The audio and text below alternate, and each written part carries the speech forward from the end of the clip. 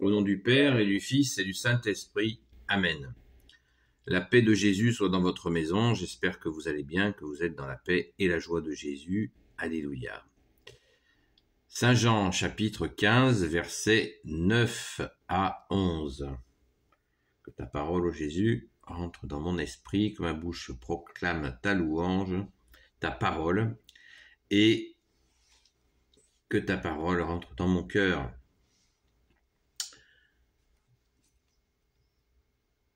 Comme le Père m'a aimé, moi aussi je vous ai aimé. Demeurez en mon amour.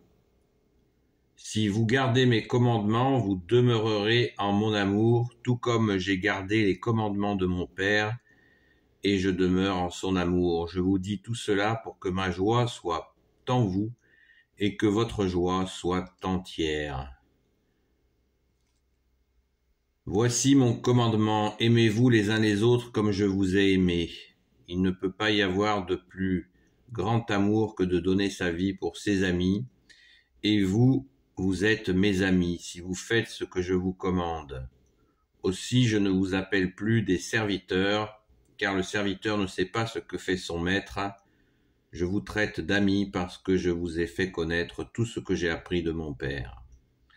Ce n'est pas vous qui m'avez choisi, mais je vous ai choisi et je vous ai donné mission pour que vous alliez et que vous portiez du fruit, et que ce fruit demeure.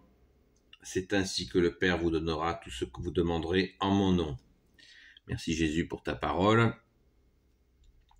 Eh bien, nous avons là, j'ai débordé jusqu'au verset 16. Merci Jésus pour ta parole. Aimez-vous les uns les autres comme je vous ai aimé. Merci Jésus. Eh bien, est-ce que c'est possible? Est-ce que nous pouvons y arriver, ô Jésus, de nous aimer comme tu nous as aimés? Nous devons essayer. Nous devons essayer, et bien sûr toujours avec le discernement. Parce que n'oublions pas que Jésus s'adresse à ses apôtres à ce moment-là, à ce contexte. Donc, rappelons-nous les 2 commandements supérieurs que tu nous as enseignés, ô Jésus. Donc, d'aimer Dieu que tu es avec ton Père et l'Esprit Saint, de tout son cœur, son intelligence, de toute sa volonté, toute sa force. Premier commandement. Et 2e commandement, aimez-vous les uns les autres. Là, Jésus, tu rajoutes, comme je vous ai aimé. Il s'agit bien d'une parole qui s'adresse aux apôtres dans la préparation que Jésus, tu es en train de faire pour ton ascension, où ils passent de ce moment, de cette relation avec toi visible, avec cette relation avec toi invisible. Et c'est vraiment très important de se rappeler ce contexte de cette parole. Merci Jésus, nous devons tout faire pour nous aimer les uns les autres, mais dans notre monde actuel, mais certainement à l'époque aussi, et de toutes les époques, aimer n'est pas... Précisément dans cette époque, il y a certainement plus de confusion qu'avant, puisque on confond aimer et dire oui à tout. Ne pas avoir d'esprit critique. Critique, ça ne veut pas dire être négatif. Et un esprit critique, c'est celui qui réfléchit. C'est pas un esprit négatif, faut pas confondre. Oui, ne confondons pas un esprit négatif et un esprit critique. C'est une grande confusion à l'heure actuelle. Donc, aimer, c'est savoir dire non. Un non d'amour, comme on dit un oui d'amour. Et oui, un non d'amour est nécessaire, particulièrement dans l'éducation des enfants. Combien de fois n'avons-nous pas appris à nos enfants que un non, ce n'est pas un oui. Voilà. Et que c'est un non d'amour pour te protéger, mon enfant. Voilà. C'est ça le travail des parents. Alors, restons dans ce contexte de ce moment béni où Jésus, tu galvanises tes apôtres, tes saints apôtres, en vue de ton départ pour cette ascension. Et je me répète, les apôtres, 10 jours après l'ascension, vont recevoir à la Pentecôte la force d'en haut qui a été préparée par le Père. On en reparlera quand ce sera le moment de la Pentecôte. Mais il s'agit bien de cela. Les apôtres vont recevoir la force d'en haut. Si vous ne le croyez pas, lisez les Actes des Apôtres dans la Sainte Bible. Dans le Nouveau Testament, lisez les Actes des Apôtres et vous verrez le festival de miracles qui se produit. D'ailleurs, en ce moment, dans chaque Sainte Messe, nous lisons les Actes des Apôtres en première lecture. Vous savez que aux messes de semaine, il y a 2 lectures, alors que dans la messe du dimanche, il y en a 3. Donc la messe de semaine, il y en a 2, et nous lisons les Actes des Apôtres. Et là, nous voyons un florilège de miracles, notamment Saint Pierre qui ressuscite une femme. Alléluia. Donc, c'est très très fort. Les apôtres vont bien recevoir la force d'en haut. Donc, ce que je vous propose, c'est que on va se concentrer sur la joie, parce que Jésus, il veut que ses apôtres aient cette joie totale. Verset 11. Je vous dis tout cela pour que ma joie soit en vous et que votre joie soit entière. Vous voyez, cette joie d'aimer Jésus, et cette joie d'avoir été fidèles, puisque ces apôtres ont tout donné. Ils ont tout donné pour Jésus. Et il veut qu'ils aient cette joie absolument, qu'elle les submerge. Et c'est ce qui va se passer. Ils iront donc jusqu'à donner leur vie. Ils ont tous été martyrisés, sauf Saint Jean. Donc ils ont été à fond, et ce qui a permis le démarrage de la sainte foi catholique et qui a créé cette église absolument magnifique, cette sainte église catholique qui est toujours là. Alléluia, merci Jésus par ta grâce. Donc, nous pouvons goûter à cette joie à tant de reprises quand nous sommes disciples de Jésus, c'est-à-dire, disciple veut dire celui qui apprend. Et nous avons régulièrement cette joie qui nous submerge. Elle n'est pas comparable à celle des apôtres. Et d'ailleurs, avons-nous besoin de la comparer? Absolument pas. Ne comparons pas ce qui ne peut pas l'être. Comparaison, ce n'est pas raison. Mais il est certain que quand on est disciple de Jésus, c'est-à-dire quand on se laisse enseigner par toi Jésus, et que nous t'accueillons dans notre cœur, avec ton Père, l'Esprit Saint, eh bien la joie nous submerge régulièrement. Et pas tout le temps, car ça n'est pas possible. C'est possible à ces apôtres, les fameux 12 apôtres, c'est possible. Mais à nous, c'est possible, et à des degrés tout à fait différents. Et quand nous ne sommes pas dans la joie, et ça c'est très important, eh bien il nous faut persévérer. Comme le dit un un prêtre qui a fait partie des Amis de Sainte Marie-Madeleine et qui nous dit régulièrement, la foi n'est pas qu'un sentiment. Voilà, aujourd'hui je suis dans la foi, dans la joie, la foi et la joie.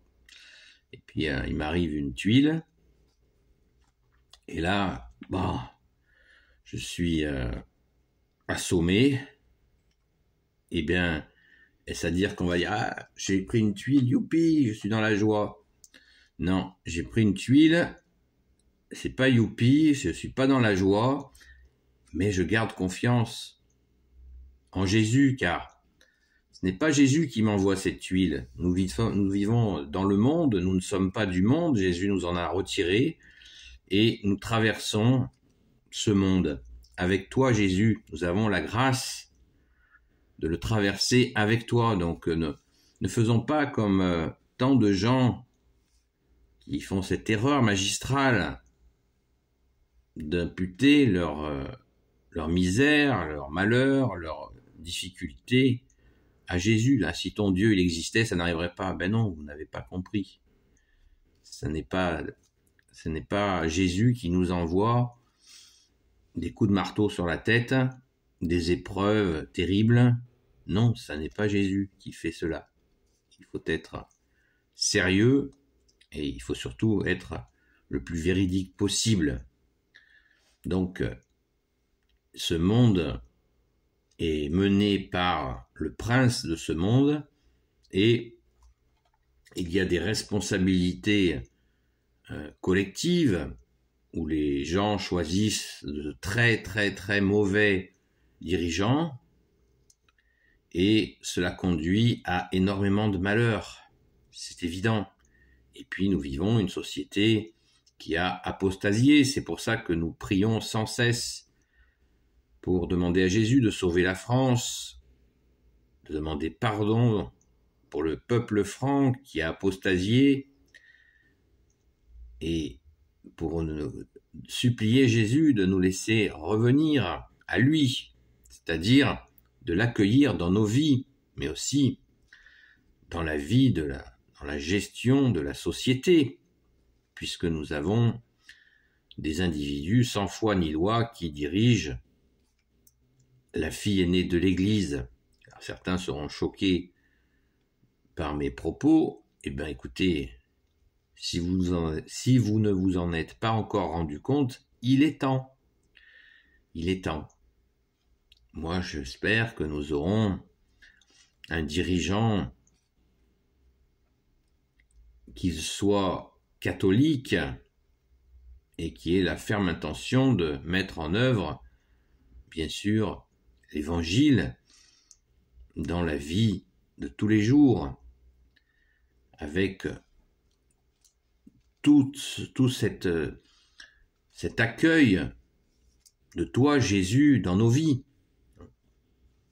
Comment, de quelle manière, quelles sont ces personnes qui feront ça?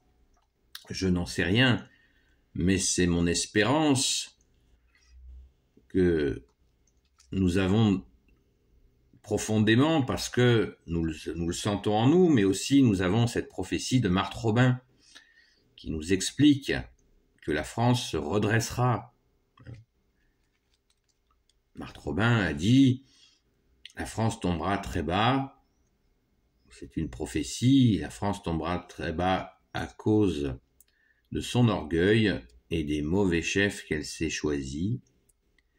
Et elle mordra la poussière, elle tombera plus bas que les autres nations, et elle se souviendra de Dieu, et elle rebondira plus rapidement que le ricochet d'une balle, et elle enverra à nouveau des missionnaires dans le monde entier. Je crois que cette prophétie aura lieu et que nous verrons la chute, c'est déjà en route, de cette république qui s'est construite contre la Sainte Église catholique. Donc, restons dans l'espérance, prions, supplions Jésus de sauver la France, ta fille aînée de l'Église, ô Jésus, le peuple franc, et demandons pardon pour l'apostasie. Alors certains diront, Et là, tu sors de ce que tu fais. Mais non, je ne sors pas la parole de Jésus de nos vies. On ne peut pas, je ne pense pas qu'on puisse envisager la foi sans qu'elle soit la foi et puis les merveilles que nous envoie Jésus, sans espérer la voir mise en œuvre pour fabriquer la société telle que l'ont fait les rois pendant des siècles et des siècles, où les gens avaient la foi et il y avait des nombres de préceptes, de demandes de l'évangile qui étaient mis en œuvre dans la société. Prenons l'exemple de la question de l'hôpital, l'accueil des malades. Eh bien, ça s'est mis en œuvre sur ta parole, Jésus, sur la parole du bon samaritain. Vous vous souvenez certainement de cette parabole où le bon samaritain récupère ce gars qui était en train de mourir dans un fossé, qui s'était fait agresser. Il le soigne et le porte où ? Dans une auberge. Et il dit à l'aubergiste, eh bien, garde-le avec toi le temps qu'il reprenne donc les forces et je te paierai le séjour qu'il aura fait chez toi. C'est quoi ? Eh bien, c'est l'hôpital. Donc l'hôpital n'a pas été mis en place par une idée humaniste, une idée tout simplement généreuse. Non, l'hôpital a été mis en place par des moines, des bonnes sœurs qui soignaient les gens et qui tenaient à ce que ces gens puissent être dans un endroit à l'abri le temps de se refaire une santé. Et tout cela est parti sur la parole, ta parole, bien-aimé Jésus. Donc on le voit dans quantité de domaines. Jésus nous dit de prendre soin du plus petit, de celui qui a faim, de celui qui a soif, de celui qui est captif, c'est-à-dire qui est pris dans des addictions. Où voyons-nous ça de nos jours ? On ne le voit quasiment pas, puisque la justice fait défaut dans quantité d'aspects parce qu'elle n'est pas imprégnée du juge parfait que tu es Jésus, etc., etc. Je m'arrête là, il y en aurait pour des heures et des heures et des heures. Tout ça pour dire à ceux qui considèrent que la foi ne doit pas s'occuper des affaires de la nation, de l'affaire de la patrie, du pays, eh bien, à ce moment-là, c'est une foi en carton que nous avons. Bien évidemment qu'il faut que nous avons de bons restes, que notre chère France est imprégnée, mais profondément, dans ses racines, de toute cette richesse de la mise en pratique de la parole de Jésus. La France en est profondément imprégnée, les Français le sont encore imprégnés, malgré l'apostasie. Il y a, contrairement à ce que croient certains, bien une générosité profonde et réelle qui nous vient de toi, Jésus, qui vient de baptiser, qui arrive à poser des actes désintéressés. Alors certains diront, dis donc, faudrait que tu changes de lunettes. Non.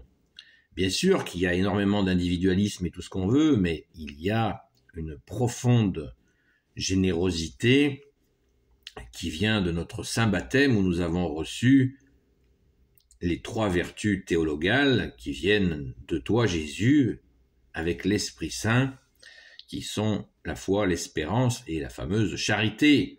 Le problème, c'est que la charité est souvent gâchée par un manque de vérité, parce qu'on ne nous a pas appris qu'on ne devait pas être charitable sans vérité.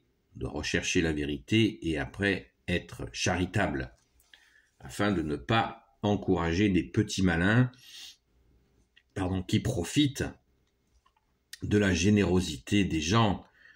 Et en fait, ils ne profitent pas de la générosité, ils profitent de leur charité qui vient de toi, Jésus. Donc il nous faut apprendre sans cesse, apprendre à ne jamais séparer charité et vérité comme nous a invité à le faire déjà Jésus en premier et saint Augustin au IIIe siècle nous l'a dit très clairement, ne séparez jamais charité de vérité. C'est logique. Voilà. Et je vous dis tout ça je suis tout à fait sur la parole pour que notre joie demeure. Je vous dis tout cela, verset 11, je vous dis tout cela pour que ma joie soit en vous et que votre joie soit entière. Il nous faut cette joie, et Jésus soit en joie, il faut qu'il soit glorifié. Nous je le répète, nous ne faisons pas partie des 12 apôtres, mais nous pouvons avoir cette joie et de voir quand la justice, Jésus se manifeste, nous sommes dans la joie. Prenons cet exemple de la justice. Quand Jésus nous fait justice dans nos vies, nous sommes joyeux et nous voulons vraiment avoir cette joie le plus souvent possible. Et pour l'avoir le plus souvent possible, eh bien, il nous faut une société qui se dévoue, qui offre sa conduite à toi, Jésus, notre seul roi. De toute façon, c'est l'agenda final. Jésus va venir régner à son second avènement et il le fera, c'est certain, c'est l'agenda, ce que j'appelle l'agenda gagnant, donc autant s'y mettre le plus vite possible. Alors prions, que dis-je, prions, supplions Jésus, notre seul roi, de sauver la France, le peuple franc, en demandant pardon pour l'apostasie. Béni soit le Père, le Fils et le Saint-Esprit. Amen. Ô Jésus, toi qui peux tout et qui portes tout, toi le Sauveur, toi l'Emmanuel, je te confie toutes celles et ceux qui regarderont cette vidéo, ainsi que leurs proches selon ta sainte volonté, ô Jésus. Sainte Marie, Reine des cieux, toi l'Immaculée Conception, toi qui écrases le serpent, toi qui as la lune sous tes pas, toi notre Mère, Notre-Dame, Saint Joseph, toi le juste et le saint, toi le sage, toi la terreur des démons, toi le saint gardien de la Sainte Église catholique et apostolique, Sainte Marie-Madeleine, notre chère sainte patronne, et vous, tous les saints et saintes amis de toi, Jésus, Saint Michel Archange qui est comme Dieu, Saint Gabriel Archange, Saint Raphaël Archange et tes anges guérisseurs, et vous, tous les anges qui servez Jésus, je vous confie toutes celles et ceux qui regarderont cette vidéo, ainsi que leurs proches, selon ta sainte volonté, ô Jésus. La paix de Jésus soit dans votre maison, et je vous dis à très vite.